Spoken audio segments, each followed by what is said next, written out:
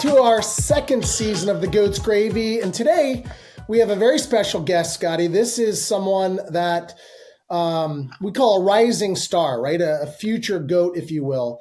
And this guest today has probably one of the most phenomenal personalities I've ever been around.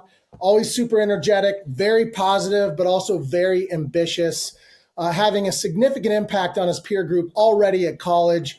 We're super thrilled to welcome Mr. Drew Tedrow. Happy to be here.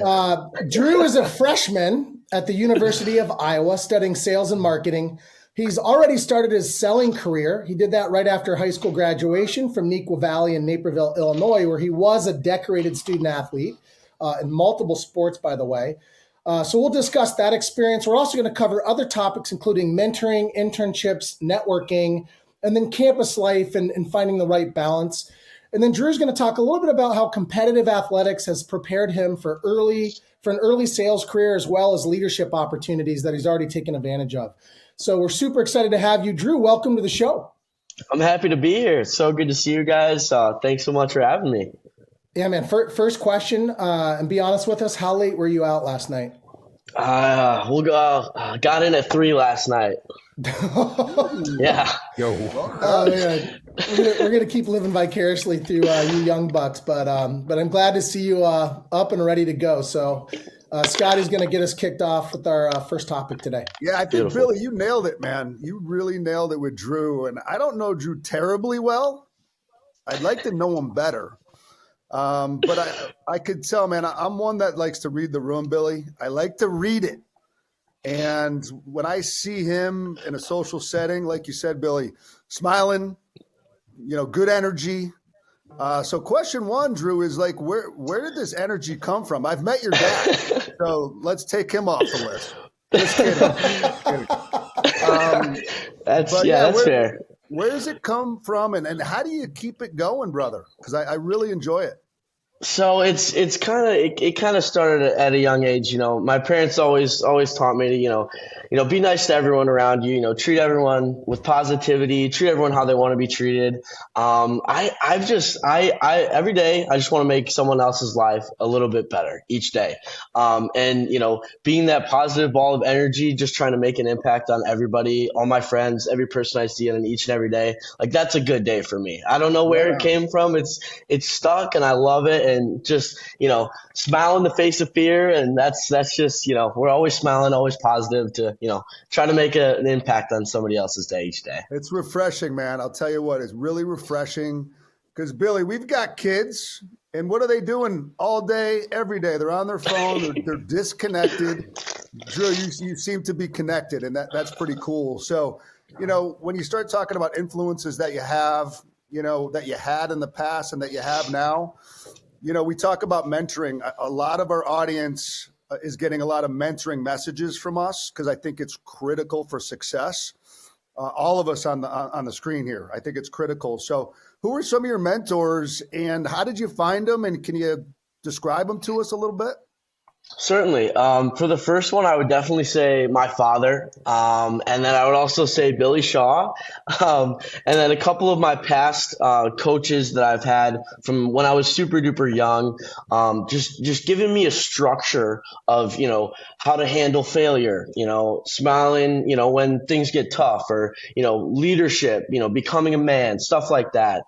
Just kind of guiding me, to achieve success, lessons, mentoring, walking me through, certain, scenarios and stuff like that, just trying to help me grow as an individual, as a professional side and as a personal side as well. So just, listening to, other people who have, more experiences than you do. I'm new, I'm a freshman in college, and you're listening to all these older guys who have so much wisdom and just want to share it with you. So, mentoring is just such an amazing thing that I hope everyone takes an advantage of, because it's just so crucial and so important for personal development. And it's just so awesome. Are they structured, Drew? For our listeners out there, for our viewers, are they structured? Like, what kind of advice can you give future rising stars like yourself, or even those that are, a little bit further in their career? How do you structure them, and are they structured? And how do we lock these in? Because you're seeing the value, But how Yeah. do we lock them in? Because I think sometimes it's like off the action item list. It never happens. Yeah, part of it is just, execution. It's like, we don't know everything in the world. We don't know all the answers to every single question. So it's the want to grow as an individual and learn from experiences and, have a walkthrough with, a person who's more knowledgeable and been in, say a business industry or an industry that you're interested in, and just hearing what they have to say, because their information is just so valuable. And it's kind of just the want to grow and just to better yourself and hear some great information that'll really help you out kind of along the way. Awesome. Yeah, and one thing I'll just add in for our experience together. Typically, Drew will just start with the text. He'll send me a text like, "Hey, I've got this situation I'm dealing with coming up. Do you have 5 minutes to jump on the phone?" And then we'll get on the phone and we'll just talk through a couple of different scenarios. And what I love is he's really good about follow up as well. So you have any sort of interaction, he'll kind of come back and give you the results of what occurred. So I think that's really important, right? It's a two-way street. So if you're going to take time from someone to get some advice, also, letting them know how well that worked for them and how they applied it, I think is a good follow-up, good boomerang. Yeah. And Drew, I think Billy nailed it. I think, I think a good ask, right? To a starting point. If you find someone that you think would be a good mentor, you mentioned your dad, you mentioned Billy. That's questionable to me, those two characters right there. I'm not going to lie. But if you ask the question, hey, would you spend time with me on a quarterly basis? I don't think, Billy, we would ever say no to that, ever. Exactly. And then it becomes really, Drew, your task, right? To kind of do the follow-up, set up the next call, and drive that. And if you drive it, I think folks like Billy, myself, D, we're going to be in your corner, man, and we got you, right? Because someone's doing that for us in the background. Yeah. 100%. Hey, Drew, will you share with us just maybe the impact that having mentors in your life so far has had in terms of just your overall confidence and just personal growth? Certainly. With when it comes to mentorship, it's like, you have a leader, you have a helper, like someone's helping you out. And, when I started, freshman year of high school, and I was like trying to figure out, classes I wanted to take and stuff like that, asking questions is one of the most important things, if I, had a question about, the sales, whatever, I asked my dad, I asked Billy, and like Scotty, like you said, like, you want to help people out. If someone comes to a quick question to you, hey, can we meet, for 5 minutes? Of course, you're going to want to help, right? And just being fortunate to be surrounded by amazing professionals, and friends as well, having close relationships. It's super awesome because people want to help you, people want to guide you, people want to see when you succeed. You come to I came to Billy, I said, hey, I have this. What's your take on this? He gave me an awesome response. I executed it. I took it in, and it worked, and it was awesome. And I shared my success with him afterwards. Part of mentorship, it's not a one and done thing, right? Like if you're reaching out to someone to try to sell something, it's like then you get the sale and you never talk to them again. Then it just it ruins the point. It's a built relationship. It's a continued bonding relationship. It's coach to student type relationship. So being fortunate to be surrounded by amazing, knowledgeable, awesome people has really helped guide me towards being, mindset oriented, disciplined, all that good stuff to really execute, at school and outside in social life as well. Yeah. Billy, I got a quick question for you, bud. Anyone that's approached you from a mentorship standpoint and they drop the ball somehow, like what can we learn from what not to do? Like I've got an example, but I was just kind of curious in your role, like what are some of the common mistakes made that just won't work?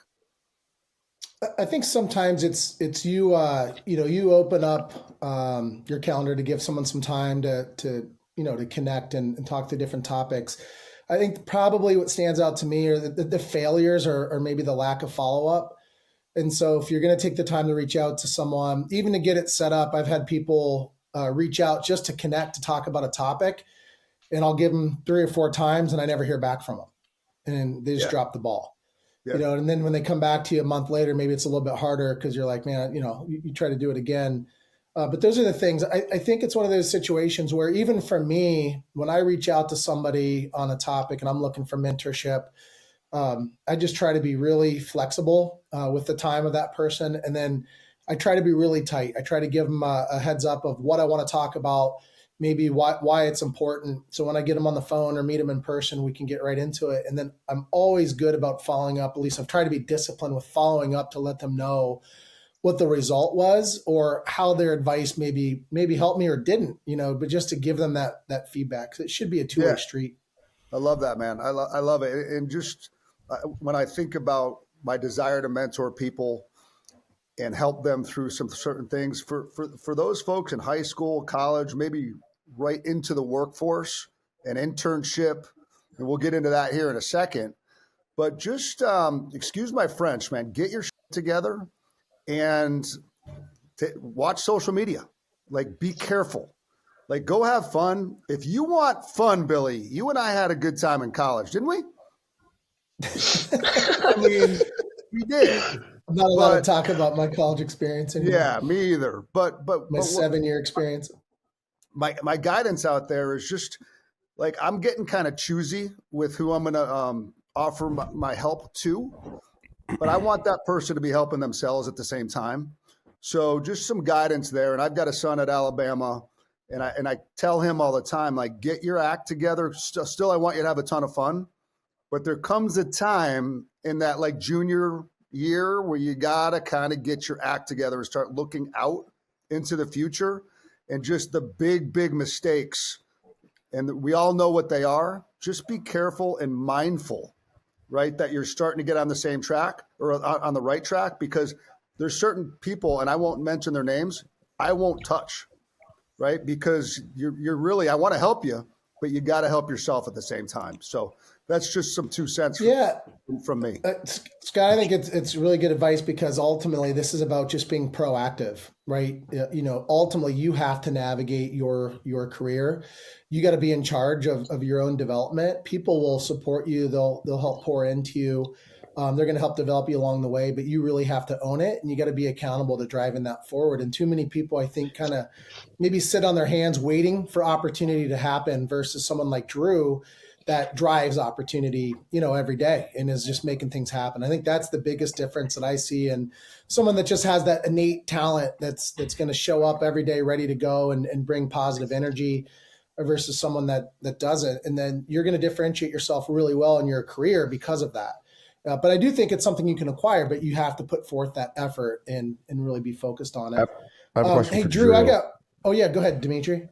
Drew, so like, kind of I want to get inside of your head right quick. Like, what's your internal dialogue? Like, where you obviously want to be successful, you're locked in, right? But like, what's driving that so that you're not kind of steering off and, being the typical college student? Like, what are you thinking about to stay aligned? It's all about mindset for me. It's all about, I want to, can I get a win each and every day? Whether that's, waking up early, going to the gym, and then getting a coffee afterwards, starting my day off with a win. Kind of trying to it feels good to, get up and, be proactive and get stuff done. And, I want to be successful. Everyone wants to be successful, but, sometimes people don't want to take the, the steps to get there. Right. They just want the, the finished product. But I would definitely say that I want to get up every single day, be super disciplined, mindset that, there's steps to get to success. Right. And it starts with, discipline, mindset, can you stay on one task and repeatedly, make yourself better every single day, kind of just wanting to set myself up for the future, try to make myself better, more knowledgeable each and every day, so that when an opportunity, when it comes, you say yes, and then you figure it out, So probably it's my biggest thing is mindset and the want to, try to be better every single day, just a little bit every single day. Love it.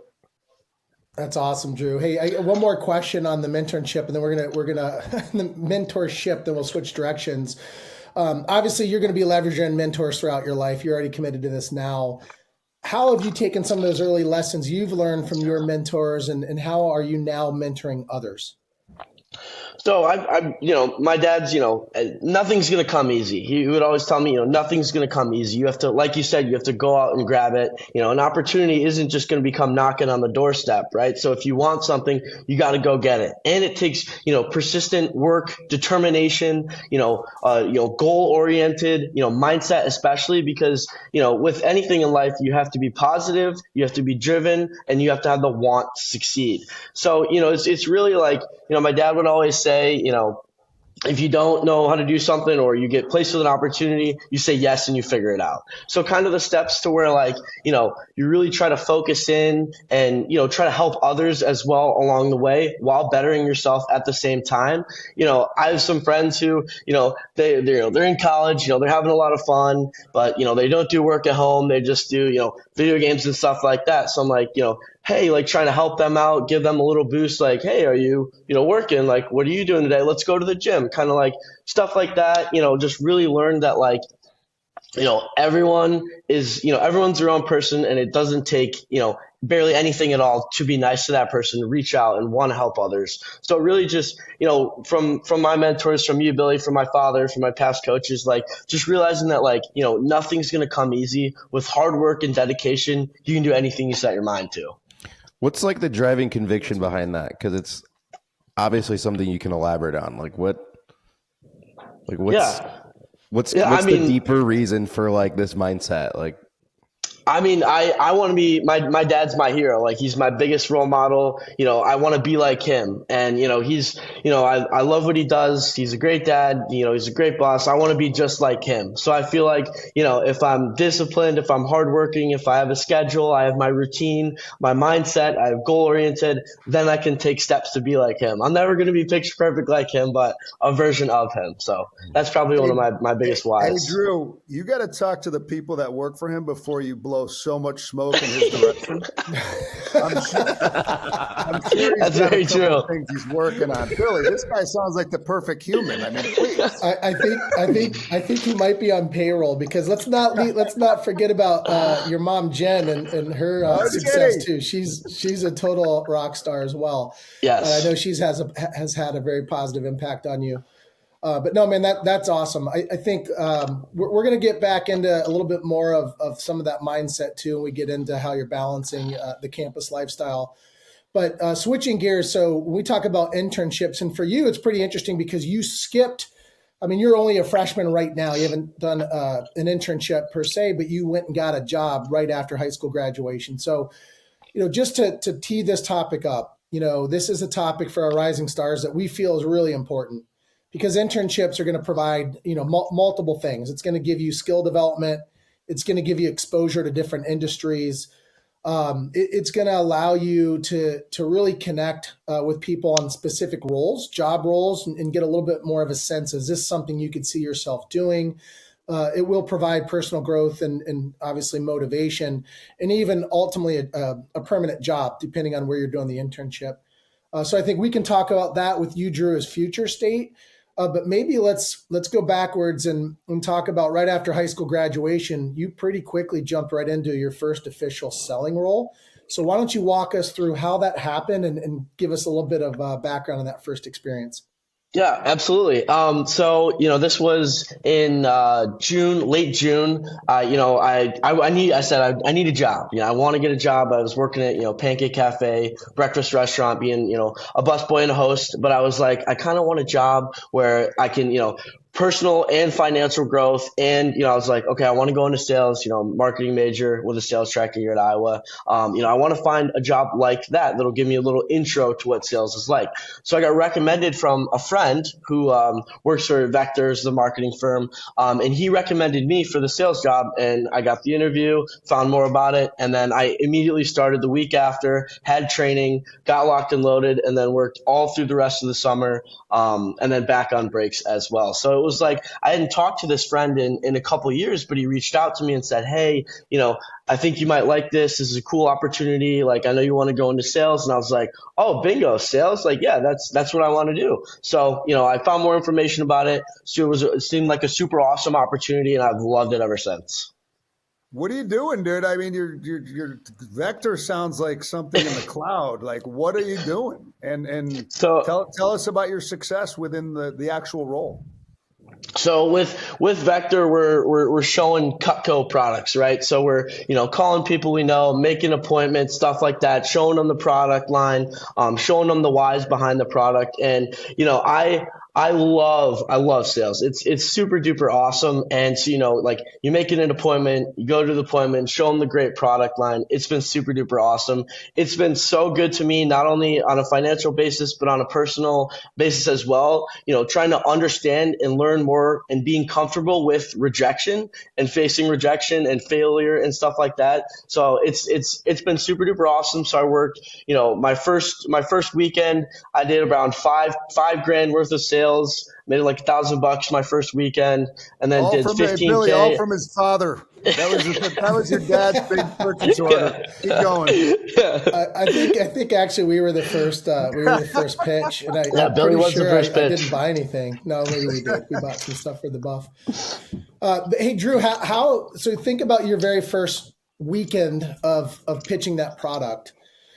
Take us through kind of that learning curve through the summer of how you improved over time, and then did that result in more sales for you over time as you kind of fine-tuned your messaging and your questions and so on? Maybe walk us through that experience. Yeah, so my first presentation was with Billy, and it was super duper rocky, and he gave me some awesome feedback which I took to heart, and I used it on my following demos. So my first weekend was super duper busy. I had 20 appointments in 5 days. I wanted to get comfortable with giving a presentation to a customer, face-to-face relations, talking back and forth, asking questions. So it was really starting my routine, getting more comfortable with the product line, comfortable with the pitch, and perfecting my craft. So we had, my first weekend was super duper great. I did around 5,000 in sales. And then the following week I did 15 grand around the whole summer.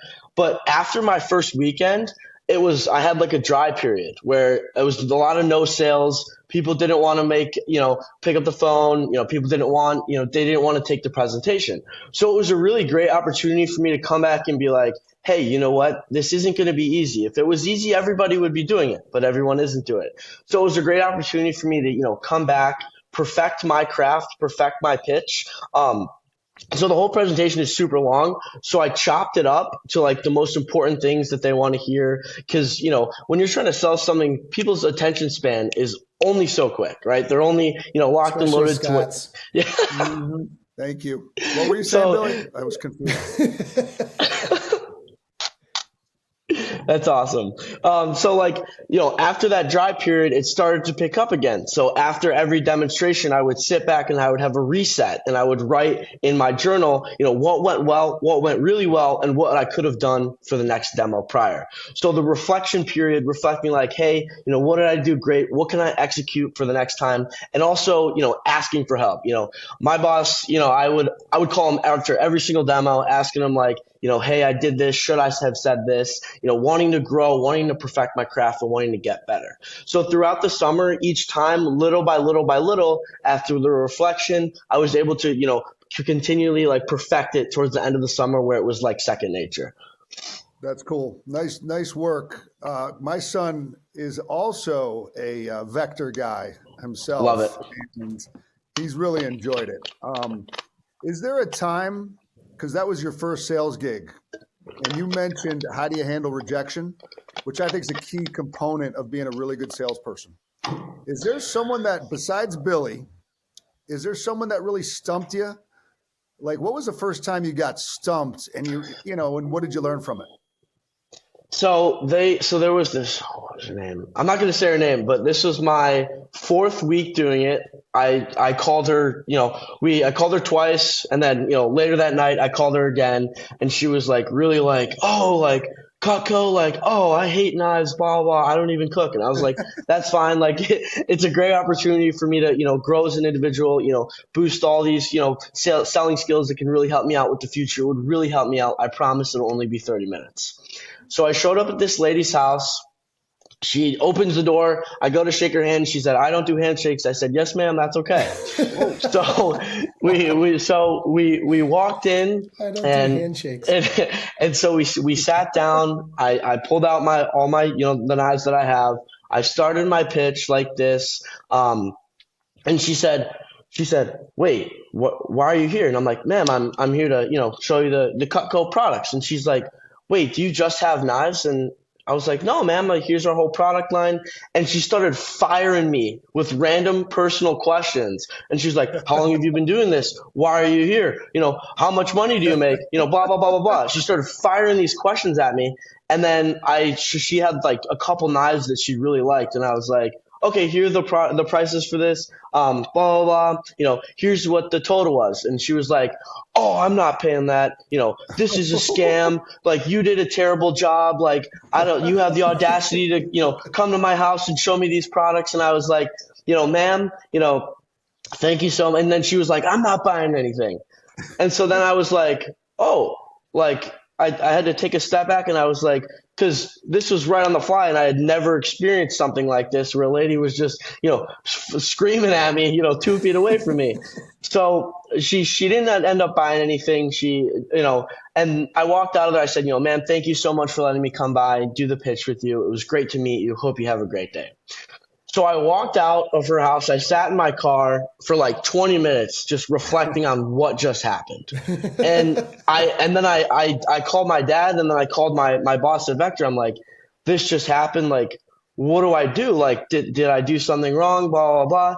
And they were kind of like, "You're going to have those bumps in the roads. You're going to have those people that are just, they wake up and they're just, guns a-blazing." But it's all about how you react to that sort of thing and how you execute your demos following. So, it was, whether it's mindset or, should have said this, blah, blah, blah. But it was really how my dad's main message was like, it's all about how you think about this and how you take it in and how you, continue after something like this happened. So it's all about reflection, understanding, how are you going to react to this, Drew? Are you going to say, "I'm never doing a demo ever again," because you're scared someone's going to cuss you out? Or are you going to say, "You know what, on to the next"? So, yeah. I love it, man. I love it. Let's transition because it's kind of a form of networking, right? And I think a lot of what salespeople do is are just really good networkers. I watch Billy. He over networks. That's his issue. But it is about you're a function of your network, right? And I think this woman who gave you a hard time was probably somewhat woven into your network, if I had to guess. Right. And I'm going to ask you off air what her name is. And Billy and I are going to get Billy, we're going to go get that sale. Yes. But talk to me about do you really think about networking? And do you have a plan around networking?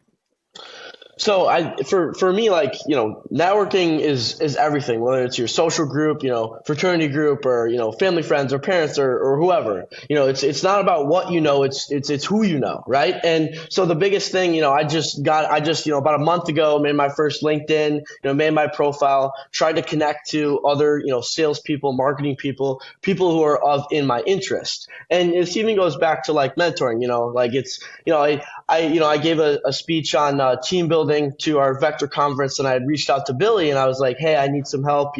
What do you think of what's your team building, teamwork philosophy?" And he gave me some great information, which I used, in my speech. And one of the things I said is, you're the average of the 5 people that you hang out with the most. And that really shows. Like if your 4 best friends are millionaires, then you're going to be that 5th millionaire. So it's all about, surrounding yourself with good people, getting in front of the right people, reaching out. Cause say there's a person in an internship company that you're really looking at, right? They're not going to be like, "Oh, Drew Tedrow, let's reach out to him." No, you're going to have to go out, you're going to have to grab him, and you're going to have to ask the questions. So I think, surrounding yourself with good people who are, goal oriented and stuff like that. And, people who you would want to spend your most time with to also help you and help out the others around you. I think it's everything, especially like social circles, whether it's connecting with, Billy on LinkedIn, that stuff goes a long way and it's super important.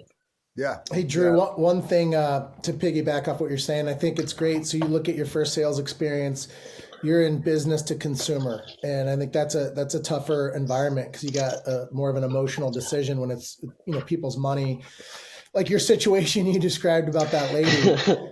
But what's interesting is you continue to accelerate through your career post-college. The networking piece is so important because your manager today that you're going to, for advice and pre-calling and post-call breakdowns, that individual, right, is having an impact on you. And so when you go get your first job and then your next job down the road, not forgetting people like that early in your career and continuing to reach out and just check in with them, that'll serve you well throughout your career. I think there's too many people that maybe stay close to people in the moment when they're working with someone. It's kind of what are you doing for me right now? And then they move on to the next thing. And there's so many people that have mentored me along the way that even if it's once a year, just reaching out to thank them or maybe sending them a text. Sometimes I'll send out an article like, hey, I read this, reminded me of you. You taught me this lesson early on. Thank you. I think that's important. And just keeping tight, because if you check in with people, we've talked about this book before. There's a book called Never Eat Alone. It's a great book. It talks about just, keeping that phone contact list hot and staying in touch with people. So make sure you remember that, because it's a great lesson, and you never know where that next opportunity is going to come from. And typically you'll see once you get well into your career, you're really not interviewing for anything without a warm intro. Most of your opportunities come from your network. So I actually got a question for Billy, Scotty, Demetri. As a young individual like myself, talk about like the first step for networking. What would you say for a young college kid, say in sales or finance or whatever? Would you say that the majority of the young guys that reach out to you, is that via like LinkedIn? Do they send you an email? What would be like the best approach for that first kind of connection to potentially build a relationship with a network? Yeah, I got a quick 2 cents on that one. And this will kind of dovetail into our next guest, right? Josh Sullivan, who's at U of I. And I'll give you a real life example, right? First and foremost, Drew, when I saw you at a lacrosse game and you're with your parents, you're always cool, man. You're a cool guy. Thanks, Scotty. You look me in the eye. You don't have to kiss my ass to be a cool guy, but you gotta carry yourself in a certain way. So many kids, Billy, that you and I have seen, maybe our friends, our kids' friends, they'll walk right in my house and they won't say a word. How about hello? How's that like for a starter? So number one, I really pay attention to my kids' friends and how they interact with people, right? To understand Josh Sullivan example, to kind of answer your question, he's always been cool. He's always been good energy, right? That's a good takeaway for our listeners out there. Gut check your energy, right? Especially if you want to get into sales. And then he just called me. It was actually a text. Hey, Mr. Atwater, you're old, Billy, when someone calls you Mr. I'm like, will you please call me Scott, please? And said, hey, I'd love to talk to you about technology sales. If you have a moment, I'd like to pick your brain on potential internships. It's probably never too early to start talking about that. And that's how it started. Right. And don't overcomplicate it. Billy, you made a great point. The jobs, like the days of applying for things on Indeed and like all these other services, I would not recommend that. I would sit down and really map out your network and just take a moment and a breather on who who are your friends, who's associated with your dad, who have you met along the way. That's why I think that energy component's really important as you kind of live your life. And then make the phone call and just say, hey, sorry to bother you. Love to spend a little bit of time. Billy, I guarantee you take every one of those calls. And so do I. Yeah.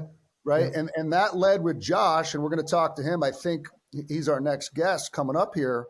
That led to an internship at a tech company, and he's in really good shape. But it would have happened, if he didn't have the right energy and the right composure and the right respect on the way he's living his life.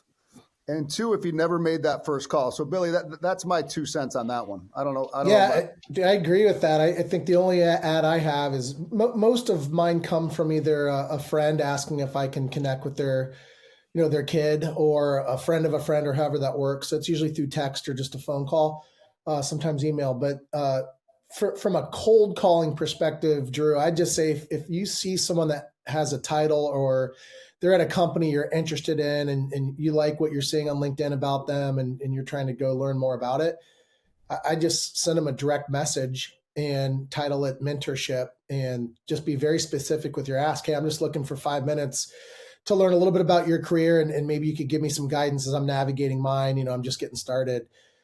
I get something like that, I'll respond to it right away. When people just say, I just want to connect with you, or you have people reaching out, typically feel like they're just trying to sell you something versus looking for something specific. And so I'd say that's it. If you're going to do a cold reach out, just make sure they know what it's about and that it's truly just, hey, I'm just trying to get some mentorship and guidance. But I think people, what I find is, and it's interesting, especially people with bigger titles, bigger roles, people are a little bit more intimidated to reach out to them. And I find that those are the people that want to give back. They want to help people. And so I would encourage anyone listening to go, if you're at a company, why not reach out to the CEO and see if you can get 5 minutes? I just make sure you maximize that time and you're really buttoned up before you get on the phone and have any sort of engagement. But I think it's such a lost art, man. You just got to put yourself out there. And that's how you're going to continue to grow and build your network. That's awesome. Don't play daddy ball. Like all of our listeners out there, don't play daddy ball. And what I mean by that is have your dad or your mom reach out for us. Like that is Bush League Central. And I try to tell some of these parents, I'm like, dude, do you understand how old your kid is? And if they're going to make this reach out, it's got to be them. It's not going to be you. Not that I don't love you, but you got to be teaching these kids. They've got to own it. And they got to own the connection, the relationship, the follow-up, everything that goes along with it. So don't follow your dad's lead and say, hey, I'm going to and have your dad reach out for people. That is a huge red flag and a big mistake that I oftentimes see. Hey, D, what about you, man? You've gone through this as far as kind of making the connections with kind of expanding your network. Any lessons learned from you? Yeah, I think, Drew, you're going to be able to be in the room with some of these people. It's just the reality, right? But I think especially before it becomes like they could potentially be a mentor, like you got to ask really good questions. And we've said this in past episodes, but I think, yeah, it's a great question to understand how somebody started their career, but see if you can get something specific, like try to back into what their career is. If they say, hey, I'm a VP of sales, like try to understand how they're building their team, like try to get in their head to the point where, maybe the conversation's going a little over, but like it's actually engaging enough for them to want to stick around because it's like, wait, this is like an actually valuable conversation. And then they get an idea of who you are just from that little moment. And then that leads to more. So I think for me specifically, like I was in church, so that's how I met Billy. That's how I met people like Scott. Right. And so it's just like, ask good questions. Like, don't say, I want to pick your brain. I wouldn't say that, but figure out how you can add value first and try to build an authentic relationship where it's like, hey, I genuinely like I'm inspired by you. Like, are you willing to spend more time with me? Like somehow make it organic and not sort of transactional, I think is the biggest thing. That's awesome. Demetri did a really good job of that. I mean, he reached out all the time, and sometimes it'd be a specific topic he wanted some guidance on. Other times he just wanted to connect, but he was really good with the follow-up. And I'm telling you, people that do that, you want to continue to pour into them and connect with them. And now it's really cool because I'll go to Demetri for advice on things now, right? And it goes both ways. So that's what I love about mentorship. Hey, listen, so before we transition to our last topic, really, we're going to get into kind of how you're balancing your first year as a freshman in college and some of the extracurriculars you're doing. I know competitive athletics had a big impact on your high school career throughout your life. It's kind of given you some great lessons that you've been able to apply to an early sales career as well as some leadership opportunities. Will you just walk us through kind of some of those experiences and the impact that had on you? Lacrosse. Absolutely. Oh, lacrosse. Yes. So I played soccer and lacrosse since I was 4 or 5. Started playing lacrosse when I was 6 years old. So I've been around a lot of teams with a lot of different personalities, a lot of, learning aspects as well, some super highs and some super lows. the beauty about competitive sports is, it gets you comfortable with working with the guys around you, understanding that, there's no I in team, you're only as strong as your weakest link, and you build bonds and relationships with, 20 other guys, and you go into battle and you go into games and you go to practices with these group of guys. So I was fortunate to be the captain of the lacrosse and soccer team my senior year. So with that opportunity, it was a great way for me to create a culture. One of my favorite things, whether it's a social friend group or a job or, a team, it's always culture, culture, culture. So understanding that, like, hey, we're all in this together. We're going to see we're going to achieve, we're going to get failure, right? Failure is inevitable. So it's really understanding and coaching and guiding a group of individuals to success. And whether that's, going through the lows together and then winning together at the highs of the highs. So it's really like, but with the competitive sports, it's allowed me to become more disciplined, level-headed, determined, to make the playoffs or get a sale or perfect my sales pitch. So in my eyes, they're correlated in every which way, and because of the competitive sports, it's allowed me to be like, I'm not used to failure, but experiencing failure, right? So like if there's a no-show or you lose a playoff game, it's like, man, this sucks. Like you've failed before. And then it's all about, how you come back after that failure. And that's what I love. And I think that correlates with sales and competitive sports as well. And Billy, I think sports is definitely an option. And I love how you're honing in on culture, because D, in your company, you're building the culture. It's really, really important. Billy, you and I talk about culture all the time. Why do people stay at companies? Culture. The fact that you're picking up on that so early, Drew, is beyond impressive, right? But my thought to the audience out here is, it could be sports, it could be a business fraternity, it could be. I think, Drew, you spent some time in high school. You were a CEO of a class where you're given an opportunity to participate in building that culture. So my advice to everyone out there is, put yourself out there. A lot of you in high school and college may take maybe an easier path. And I am guilty of that myself. I could have done a lot more to put myself out there to give me some at-bats at creating a culture. And if I had to do it over again, Drew, I probably would have taken more at-bats, right? But I think you nailed it with, whether it's sports, whether it's a business, like my daughter did, she did a podcast competition and she made it to the Nationals. Right. And that gave her a really cool opportunity to build a culture within her team. So whatever it may be, don't limit it to sports. But I think that's like the natural play. That's where I did it. Billy, I know that's where you did it. Mm-hmm. And I've seen some of your pictures, Billy. I don't think you got a ton of playing time. But you helped build the culture. Like, he helped build some good culture. But Billy, that's a phenomenal question. And man, what an answer, Drew. Culture. Well done.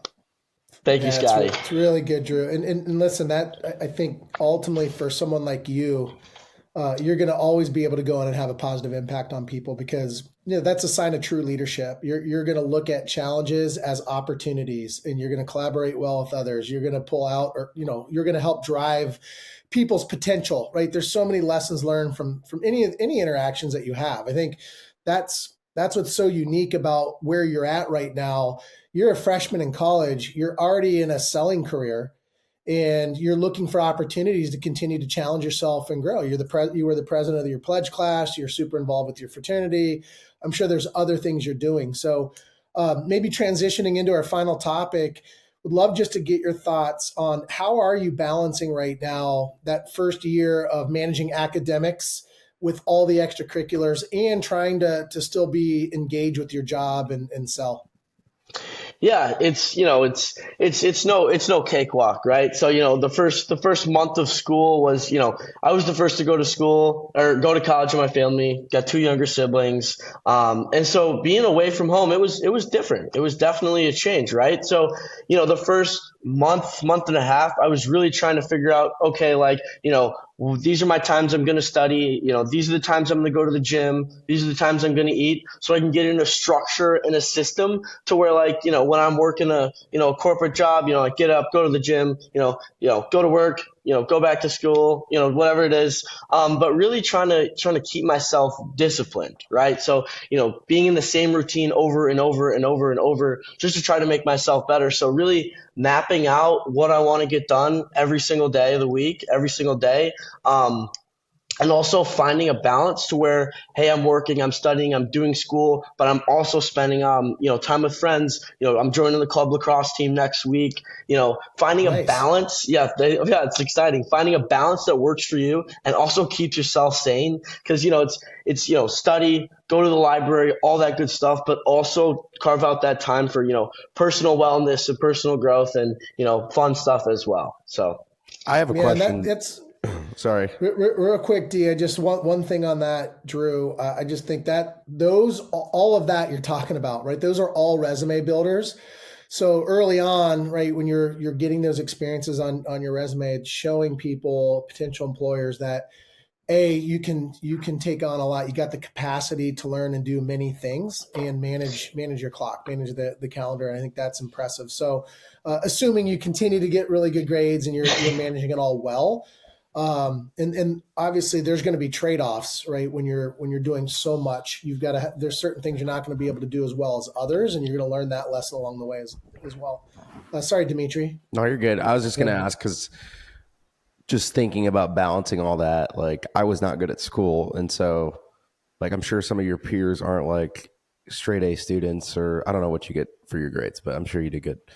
Like how do you balance that piece? Because you go to classes and you got the professor that doesn't teach well, and you're like, holy cow, like I got to study for this. I don't know what I'm doing. I want to work on my career and I want to do all this other stuff. Like, how do you do it? Like, how do you balance that? Because I did not do a good job at that.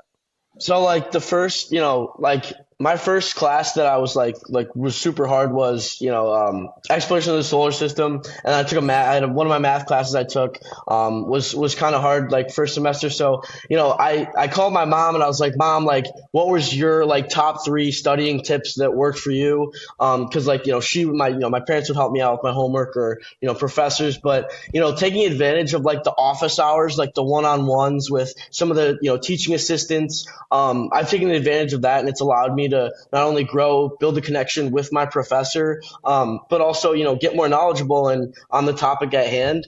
So trying to just carve out that time for hey, this is important. Let me, try to figure out how I can be better at this, and getting help, reaching out. It's, I always try to say, be comfortable with being uncomfortable, right? Whether that's, reaching out to someone first, reaching out to your professor, asking for help, making that first big step that you guys were talking about with networking and stuff like that. It's a roller coaster, but it works. And staying in a system, prioritizing the times that you need to prioritize. It's okay, hey, I could, go play pool and with my buddies, or I could spend 35 minutes with my TA, learning about a topic I was struggling on. So really it's all about mindset and priorities. That's a big one. And just, yeah, that's about it. Man, I could have used you as a mentor in college. If only I could go back into time. Yeah, Billy, the interesting piece, if you listen right to what Drew's talking about, and my takeaway there was, you have a problem, D, okay, everyone's not a great student. I happen to be a really good student. I'm almost a genius, but other people struggle with it. But on a serious note, you're building a network to solve a problem, right? Oftentimes we talk about network as it's going to yield an internship or a really good job. D, your question really made me think through, all right, problem, school, solution, network. What does that look like? Could be a TA, could be extra hours, could be calling your mom to get studying advice. It could be creating a relationship with that teacher, right? And most of the teachers will go the extra mile if you, as a student, are going to get out of your comfort zone. Yes. And come up with a plan to fix the problem. That's a really good leverage point of the network. So well done, man. Yeah, Billy, I wasn't thinking that way either, that young. So I don't know. No. I don't know what's going on. He's cooking, ladies and gentlemen. He's been raised right for sure. That's why his dad was a goat, and we're gonna have his mom on at some point. But hey, listen, this has been outstanding, Drew, and I think maybe hearing your final thoughts, just to give advice to your peer group. I love your liner about, we talk about this all the time.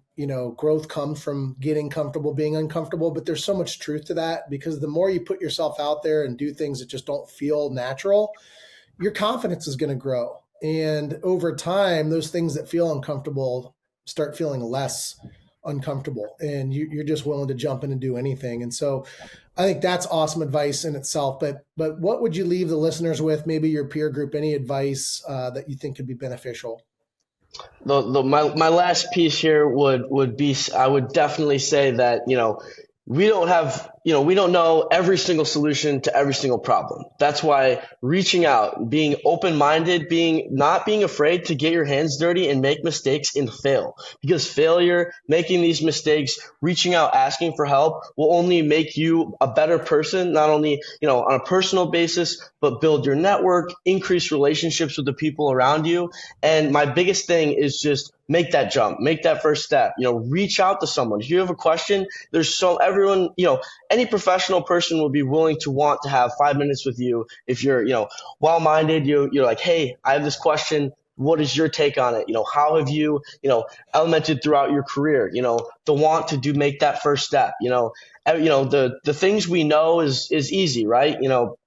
Day to day, but having that willingness to go that above and beyond to do something that you don't normally do can go a really, really, really long way and ultimately make you a better person and get you down that road to success. So that's my last take. That's awesome, man. Hey, it's Billy. gonna be fun to pull you back and keep getting updates as you go. So you're gonna be a regular for us. But man, that was awesome. Hey, Billy, I got to make them uncomfortable. And Yeah. D, you just read my mind. Now, Drew, you got to give me your best goat impression. It could be a young goat. It could be an older goat. But what do you got for our audience? Give me your best goat impression. Bah! Wait, that was more like a sheep. But that'll do it. Pack it up. There we go. Back it up.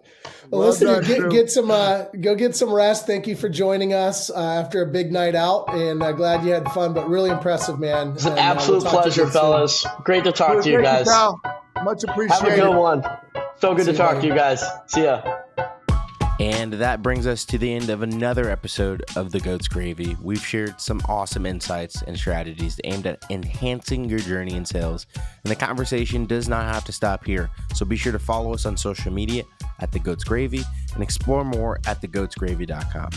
Your journey towards sales mastery is ongoing, and we're here to support you at every step. So thank you for tuning in today. Stay curious, stay driven, and we'll see you on the next episode. Take care.